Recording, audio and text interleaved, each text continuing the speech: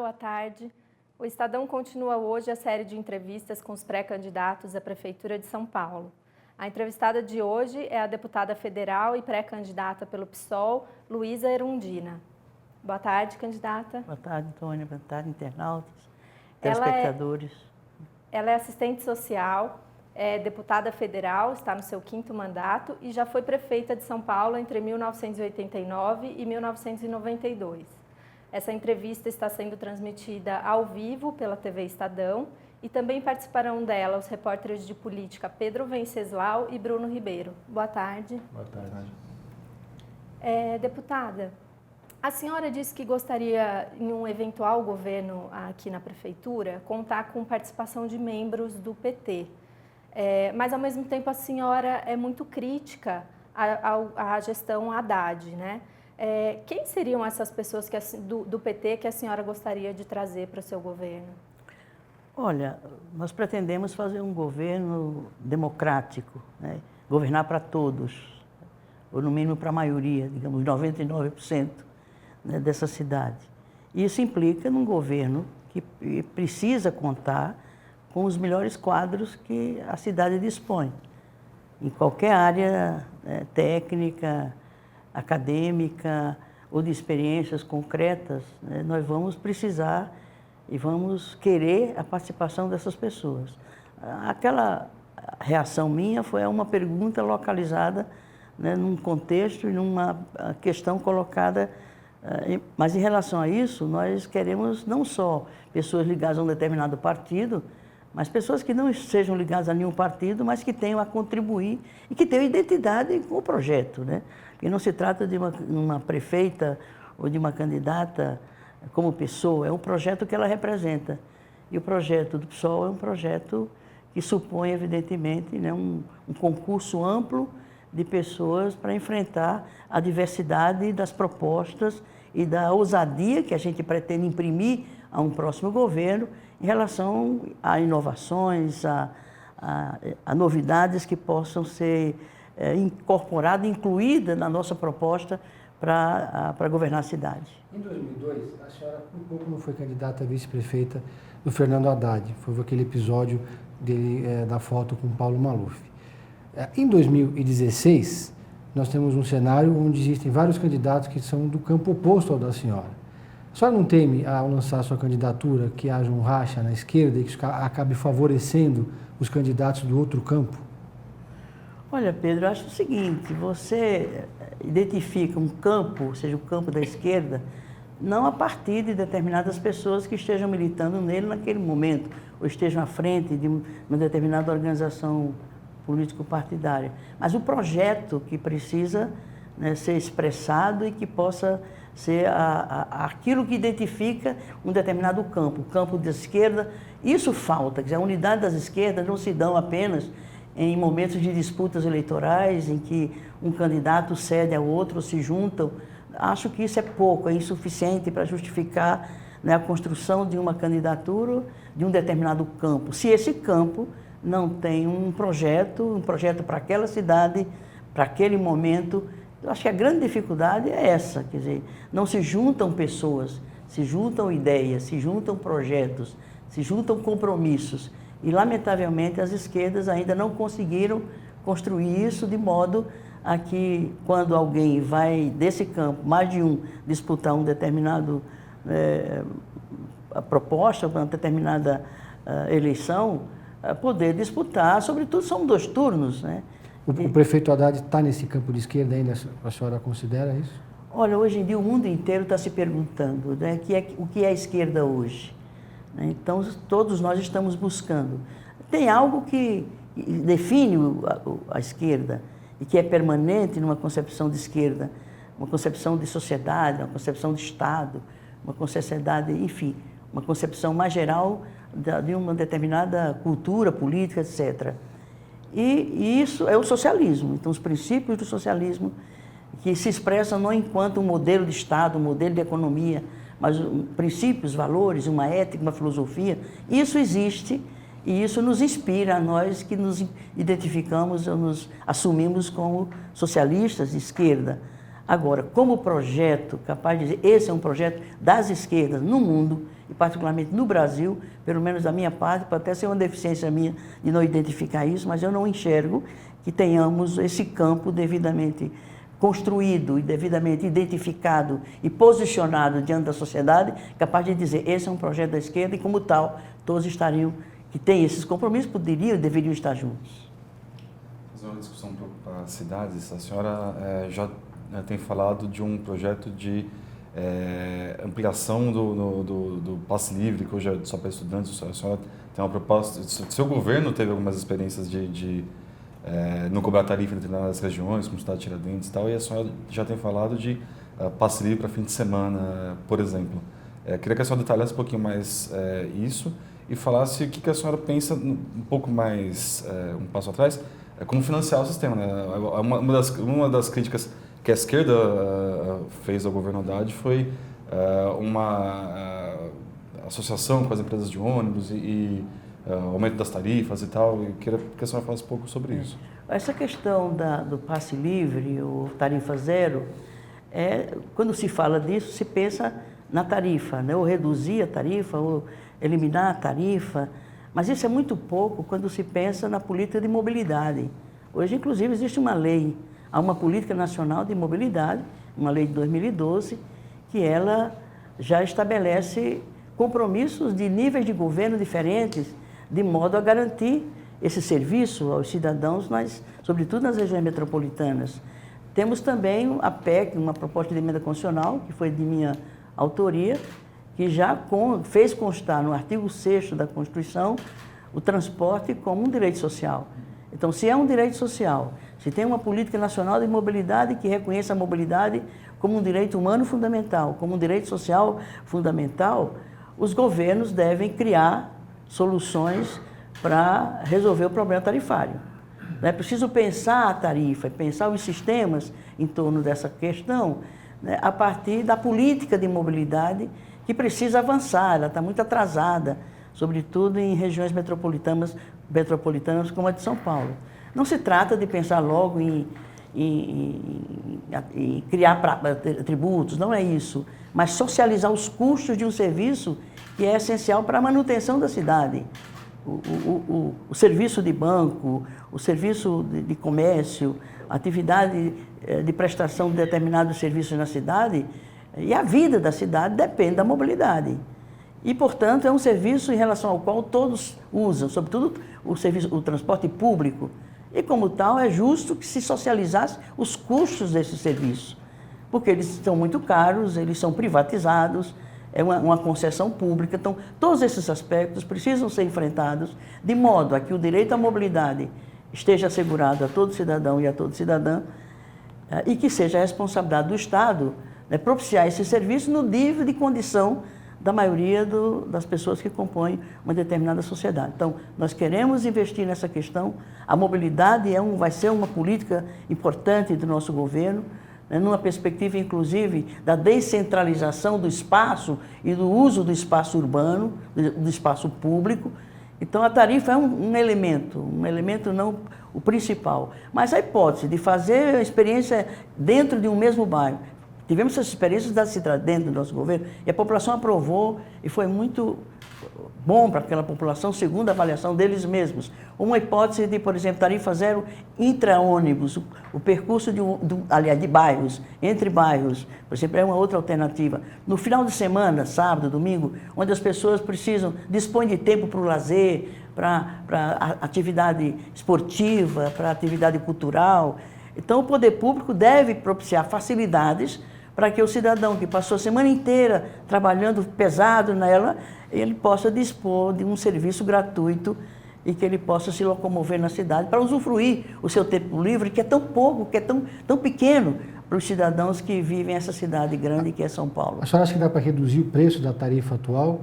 Dá para fazer um preço menor? A cidade comportaria? O cofre da prefeitura? Temos que repensar o sistema como um todo, né? Como ele se articula com várias modalidades. Quando se fala, por exemplo, ciclovias, isso é uma modalidade. Também viagens a pé, também se faz isso, e até salutar para a saúde em algumas situações, né? O próprio motorizado, o transporte motorizado, a moto, além do ônibus, além do trem, além do metrô. Quer dizer, essas modalidades, elas têm que ser todas, né, articuladas num sistema que seja lógico, que seja racional, que seja econômico e que possibilite as várias alternativas que possam ser oferecidas aos moradores de uma região desse porte, com tanta... Por exemplo, a relação entre a cidade, o município e a região metropolitana precisa ser facilitada, porque as fronteiras são artificiais. O cidadão mora numa cidade, trabalha em outra cidade. Então, o sistema de mobilidade, ela tem que interagir com a região metropolitana e as várias modalidades, priorizando, evidentemente, o transporte público, né? Seja metrô, seja ônibus, mas também ter outras alternativas, como as ciclovias e outros meios que possam dar conta da complexidade do que é a mobilidade numa cidade e numa região metropolitana como a de São Paulo. A senhora manteria, então, o projeto de ciclovias e faixas de ônibus, corredores de ônibus, ampliaria? Sem dúvida nenhuma, melhorando isso, né, fazendo com que esses sistemas interajam e não pensar universalmente, ou seja, São Paulo tem 32 regiões administrativas, são grandes cidades, com peculiaridades, com particularidades, com características muito próprias, uma dinâmica social específica de cada área.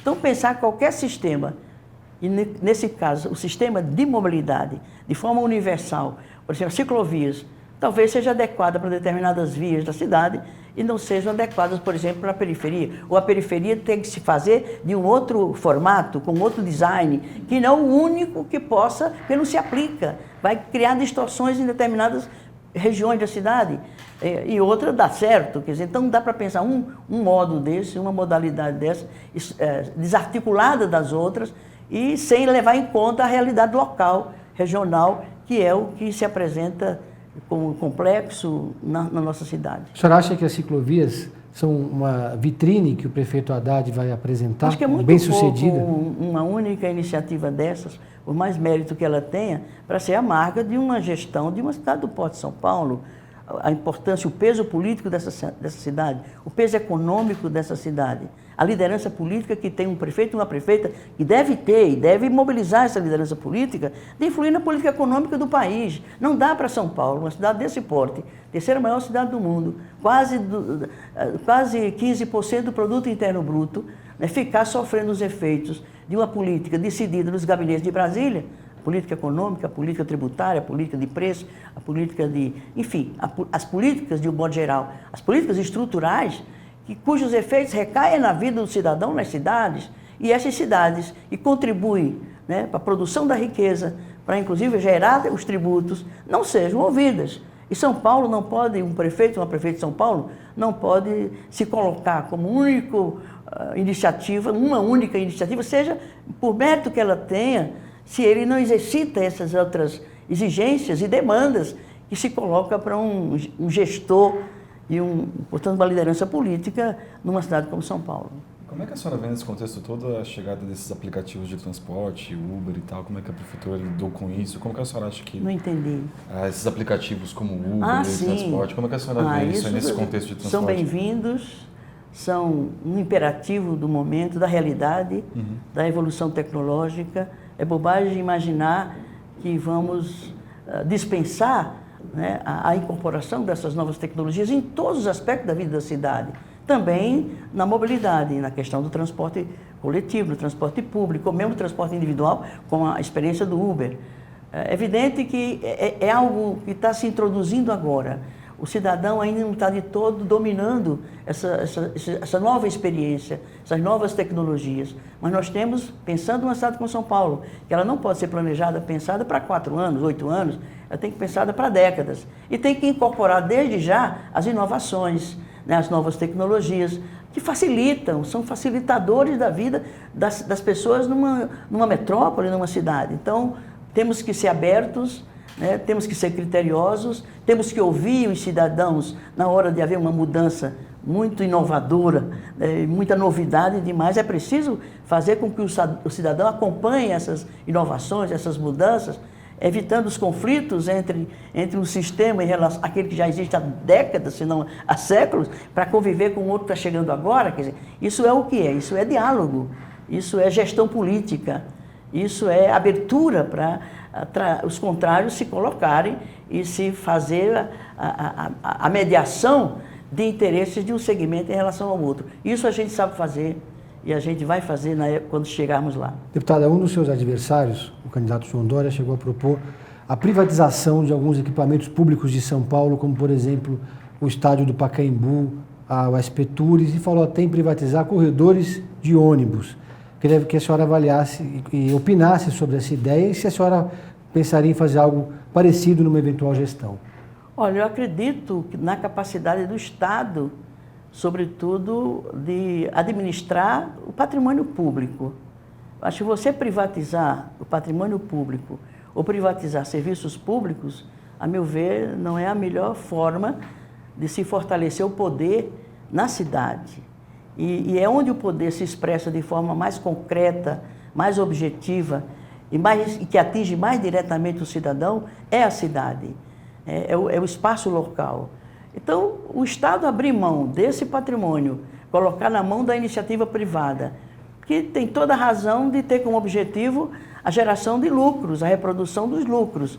E nem sempre o lucro se compatibiliza com o interesse público, o interesse da maioria, o interesse de todos. Eu sou absolutamente contrário, até porque nós investimos em alguns patrimônios, fortalecemos os patrimônios de alguns dos patrimônios dessa cidade, como Interlagos. Nós trouxemos o Grande Prêmio de Fórmula 1, né? Trazendo, não só ganhando de novo o Grande Prêmio de Fórmula 1 para o Brasil, que tinha sido perdido, mas renovando, reformulando, atualizando, modernizando um equipamento público importantíssimo, que é uma vitrine para o mundo na realização dos grandes eventos da Fórmula 1. Né? E imaginar privatizar, e parece que pensam também nisso, né? Seja, por exemplo, o sambódromo, que era uma demanda, né, da cultura do samba na cidade, também foi uma iniciativa nossa. Então, imaginar isso, entregar isso à iniciativa privada, eu tenho dito para esse candidato aí, ou pré-candidato ainda, né, se ele pensa em privatizar a cadeira dele de prefeito, porque é impossível pensar em tanta privatização. O espaço público, as vias públicas, os corredores de ônibus, é inimaginável. Vai virar o quê? Uma grande empresa? E uma cidade não é uma empresa, uma prefeitura não é uma empresa. Então, eu acho que pega mal, a meu ver, né, essa proposta desse candidato. Mas, por outro lado, a cidade hoje em dia tem uma dívida muito grande, né? Precisaria equilibrar um pouco a saída e a entrada de dinheiro com a prefeitura, com o governo, fornecendo tantos subsídios assim, né, para a população. Como é que a senhora equilibraria isso? A cidade com uma dívida tão grande e, ao mesmo tempo, sendo responsável, né, pela administração de tantas... Não, as demandas reprimidas na cidade, as deficiências que existem na cidade, a causa é a dívida pública, porque não se administra politicamente essa questão, né?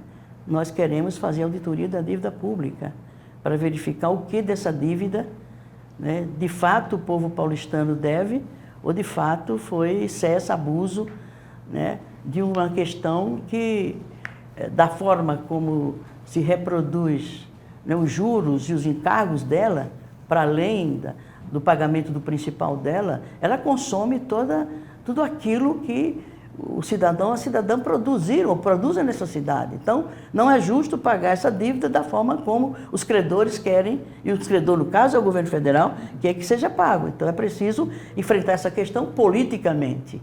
Então, a dívida de São Paulo foi negociada pelo prefeito Haddad e foi um bom acordo, mas só agora, no início de 2016, o impacto dessa negociação ainda não se deu na cidade, mas reduziu, né, de cerca de 60 e tantos bi para 46 bi, né?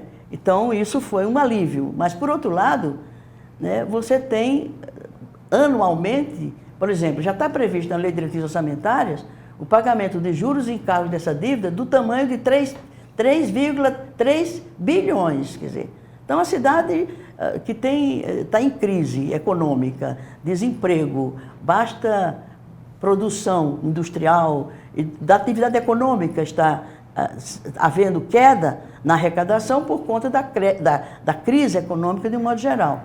E isso ainda tem que enfrentar o pagamento de juros de uma dívida de 3,5 bilhões em 2016. Então é um ciclo vicioso que, se você não rompe com ele, com essa lógica, você não vai resolver, né, os custos da cidade de forma a não onerar tanto os assalariados, os que vivem nessa cidade de renda, não é de renda, é de salário, de aposentadoria. Então, eu acho o seguinte, que nós temos que enfrentar essa questão da dívida, como os governadores fizeram, porque o prefeito, tudo bem, ele conseguiu negociar essa dívida, mas ele não não teve uma iniciativa, como tiveram os governadores, de ir ao Supremo para questionar a cobrança da dívida. Então, nós pretendemos fazer isso. Eu vou atuar muito junto com a Frente Nacional de Prefeitos, que foi uma iniciativa nossa. Na época, 4 prefeitos, eu de São Paulo, Arthur Vigílio de Manaus, Marcelo Alencar do Rio, Pimenta da Veiga de Minas Gerais, eu propus a criação de um coletivo de prefeitos que se ampliaria também com outros prefeitos, terminou se ampliando, é uma frente que existe até hoje, é um espaço político, é um instrumento político dos prefeitos. Eu pretendo propor aos prefeitos, através da Frente Nacional do Prefeito, que entremos com uma iniciativa junto ao Supremo, questionando, né, a exigência de pagamento desses juros, desses encargos desse principal dessa dívida que exaure a economia local, exaure a condição de sobrevivência da cidade, de manutenção da cidade. Então, eu acho que não é por aí que justificaria, eventualmente, as privatizações, né, a terceirização, que hoje é uma moda. Daqui a pouco o Estado, seja em que esfera se considere, município, Estado ou União, passará a ser apenas um coletor de tributos ou de contribuições. É preciso também que os municípios se empoderem, né, de uma receita que é gerada dentro dela mesma, mas desde que não venham exaurir essa instância, que é a cidade, da forma como se faz em relação à tal da dívida pública, que o governo federal também deveria enfrentar a dívida pública brasileira. Deputada, o seu partido, PSOL, ele na Câmara não costuma fechar alianças com outros partidos, é muito rigoroso na questão do fechamento de alianças. Inclusive não apoiou o Rodrigo Maia no segundo turno das eleições da Câmara. Como é que a senhora vai fazer para governar a cidade de São Paulo, sendo que o seu partido não costuma fechar alianças com determinados partidos, até do campo da esquerda? O PSOL tem resistências a fechar até com o próprio PT. Não ia ser muito difícil governar? Ou a senhora admite que teria que fazer uma composição com partidos do Centrão, às vezes até com partidos como o Solidariedade, o DEM, o PP, o PT, o PSDB? Olha, primeiro, eu não avalio assim a postura do PSOL em relação à política de alianças. Ele tem um rigor com o que eu concordo.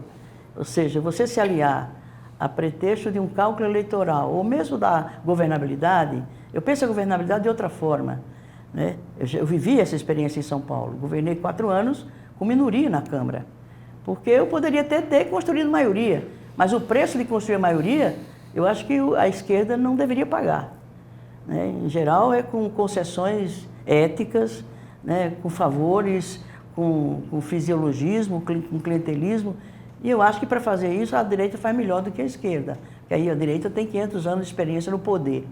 Então, é complicado, mas a governabilidade, e eu consegui governabilidade no nosso governo, modéstia à parte. A governabilidade vem do apoio popular. Um apoio popular organizado, politizado, participando das decisões estratégicas do governo. E tanto é que a Câmara Municipal tentou cassar meu mandato, né? O Tribunal de Contas do município, que é um instrumento político contra o nosso governo, foi durante aqueles anos, nunca um prefeito tinha suas contas rejeitadas. As contas dos 4 anos de governo foram rejeitadas pelo Tribunal de Contas. Na primeira delas, a Câmara tentou cassar o meu mandato e a sociedade não deixou, a população não deixou. Os movimentos acamparam 4 dias e 4 noites na Câmara, na porta da Câmara, e só saiu de lá quando conseguiu que a primeira conta do meu governo fosse aprovada. As outras foram aprovadas depois na Justiça. Até pouco tempo atrás, a última conta do último governo, já tem quase 30 anos, foi aprovada na Justiça. Enfim, então eu penso a governabilidade, Pedro, dessa forma. A governabilidade se dá a partir do apoio popular. Se de fato é um governo popular, transparente, participativo, evidente que se tem maioria no legislativo, ótimo. Mas se você não tem, se o preço é você comprometer os compromissos que você assumiu como candidato ou mesmo como governo, eu acho que não vale a pena. Com quem a senhora não comporia? Com quem é oposição aos nossos valores, aos nossos princípios, aos nossos compromissos, aos compromissos de lutar contra a desigualdade, a favor da ética, da transparência. Especificamente, quais partidos não fariam são parte? muitos. Era melhor falar da exceção, porque a regra... Quais são as exceções? Com quais partidos a senhora governaria? Olha, eu tenho dificuldade de pensar em aliança se ela não se dá em cima de projetos e propostas. Lamentavelmente, a composição do Congresso hoje, particularmente da Câmara, que é o que eu conheço mais de perto, eu não identifico nem mesmo naqueles partidos dos quais nós fomos membros, no caso do Partido dos Trabalhadores, ou outros partidos do nosso campo, PCdoB e outros partidos. Eu acho que, em relação ao projeto do PSOL, eu colocaria o PSOL como a única alternativa de esquerda hoje no país, efetivamente com compromisso de esquerda, com uma prática de esquerda, com uma cultura de esquerda, né, com uma ação política, né, que eficaz. Não é que a proposta do PSOL seja uma proposta, digamos assim, inviável. Absolutamente. Quem afastou o Cunha da Câmara dos Deputados foi o PSOL. E por que criar um novo partido, então, que a senhora está querendo, que é a Raiz, se o PSOL cumpre esse papel? Olha, uma sociedade como a brasileira é uma sociedade plural, heterogênea, o pluripartidarismo está assegurado na nossa Constituição. Esse não é o fato. Ocorre no mundo todo e começa a ocorrer no Brasil uma experiência de movimentos, partidos, movimentos. E seria uma alternativa nesse sentido. O partido não existe ainda, existe o movimento cidadanista, né? Aí, movimento cidadanista existe. Eventualmente, esse movimento, num dado momento, além de subsistir como movimento, ele pode se constituir como uma organização partidária, com uma ética, uma filosofia própria, com uma forma de prática e de ação política própria. Então, isso combina, isso interage numa democracia plural com a pluralidade partidária. Então, hoje eu estou no PSOL porque me identifico com a proposta, fui convidada para entrar no PSOL, sou candidata exatamente porque a esse partido entendia que era importante ter uma candidatura própria. Eu, eventualmente, poderia ser essa candidata, aceitei o encargo. Os movimentos sociais e populares me pediram para que eu aceitasse essa tarefa, por isso eu estou... Então, eu sou muito criteriosa na questão de política de alianças. E eu saí do outro partido onde eu estava, entre outras razões, foi essa, quer dizer, não ter critério ao você... Porque você deseduca, inclusive, a juventude. Uma das coisas que me preocupa, quando eu tomo posições, como eu me posiciono em relação a determinadas questões, aquilo que eu defendo, eu me preocupo muito como é que isso chega aos jovens, porque são eles que vão nos suceder, né? Enfim, então Paulo Freire dizia que eu era educadora, não era política. Ele corrigia, você é uma educadora política. E o que é que eu quero dizer com isso? O que é que ele queria dizer com isso? Que os gestos políticos, as ações políticas, as iniciativas políticas, no meu caso, é uma preocupação que me cerca, pode não ser adequada politicamente, mas isso me preocupa. E entre outras exigências que eu me faço, e faça um partido onde eu esteja, é coerência política, é coerência ideológica, coerência doutrinária, e isso o PSOL tem, e é isso que me faz ter vindo para o PSOL. Mas como fazer? Quais são as propostas? Como zerar o déficit de vagas de creche, como acabar com o déficit de professores, como fazer a administração dos hospitais, tendo como base essas bandeiras que a senhora defende? Tem várias possibilidades de você ir melhorando esse quadro. Por exemplo, o combate à corrupção. A senhora acha que o governo atual não fez? Não só isso. Não, eu estou dizendo, deixa eu dizer os outros. Combate à corrupção, né, e se é um governo descentralizado, bem localizado no nível regional, local, com efetiva participação, com mecanismo de controle público, controle social sobre ações de governo, além de outros mecanismos que você crie para poder controlar, né, os gastos públicos, a execução, a gestão financeira, a execução orçamentária, isso de um lado. Do outro lado, tem a dívida ativa, né? São 66 bilhões né, o tamanho da dívida ativa. E não são pequenos contribuintes que sonegam, não. São grandes contribuintes. Eu acho que uma política de trazer de volta esses recursos que não foram não foram repassados aos cofres públicos, né, e que foram apropriados indevidamente por instituições, por empresas e por indivíduos que têm posses, enfim, entende? Então não é justo é justo que se cobre. Então nós vamos ter um plano de cobrança eficiente na área jurídica, todos terão direito a se defender, mas nós estabelecemos uma meta de pelo menos ter de volta esses tributos sonegados no mínimo de 5% ao ano. Vai representar 3,3 bilhões a mais no orçamento da cidade. Então, há outros mecanismos que o prefeito criou, né, um órgão de controle da questão dos gastos públicos, da aplicação dos recursos, que é uma corregedoria. Eu acho que foi positiva a iniciativa dele. Então, mecanismos como esses nós podemos estar criando e disponibilizando para que o cidadão, ele diretamente, possa, né, ser aquele que fiscalize aquilo que é do seu interesse, que são os recursos públicos e que são necessários para ampliar a rede de creches, para ampliar o sistema de saúde e assim por diante, o sistema de transporte, de mobilidade da cidade. Infelizmente, a gente tem tempo para mais uma pergunta só. Eu gostaria que a senhora fizesse uma avaliação rápida desses 4 anos da gestão Haddad, que por pouco a senhora não foi vice-prefeita dele. Se ele acertou mais do que errou. Olha, era bom a gente perguntar à população, né? E a população parece que não está muito contente, não. Né? Então, eu acho que é quem tem melhor condição de avaliar é quem vive o dia a dia dessa cidade. As condições de transporte, a população se queixa muito, a periferia se sente abandonada, certo? A qualidade dos serviços de saúde é um horror. A adoção quase generalizada das OS na saúde e também nas creches. Só tem 300 e poucas creches diretas, 300 creches diretas. Tem 400 e tantas creches conveniadas ou creches terceirizadas, enfim. Então, um serviço essencial, como é a educação, e creche é uma dimensão da educação, isso não ser responsabilidade direta do poder público, da gestão pública. A terceirização disso, transformar isso, aí cria um duplo comando, há um conflito, até do ponto de vista salarial, entre os que são contratados pela OS e os que são o servidor público. Portanto, isso tem descontentado muito, tem sido motivo de muito descontentamento da população, sobretudo da periferia. Eu ando muito nessa periferia e isso contribui para que a imagem da gestão não seja aquela que o prefeito acha que deveria ou é.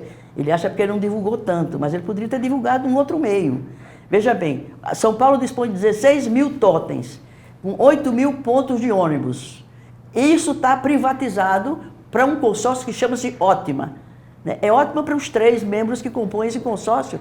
E é a segunda maior mídia da cidade, são os totens e os pontos de ônibus, e o prefeito poderia ter usado isso para divulgar os serviços da prefeitura, as dificuldades da prefeitura, e ser um canal de prestação de contas à cidade. Lamentavelmente, isso não ocorreu até agora. Obrigada pela sua participação, deputada. Infelizmente, a gente tem que encerrar. Mas a gente vai continuar daqui a pouquinho com a deputada ao vivo pelo Facebook. Nós vamos abrir para perguntas de internautas, podem enviar as suas perguntas. Agradeço o Pedro, agradeço o Bruno. Muito obrigada novamente, deputada, e boa sorte. Eu que agradeço a oportunidade. É uma mesa bastante instigante. Agradeço, foi muito bom. Boa tarde.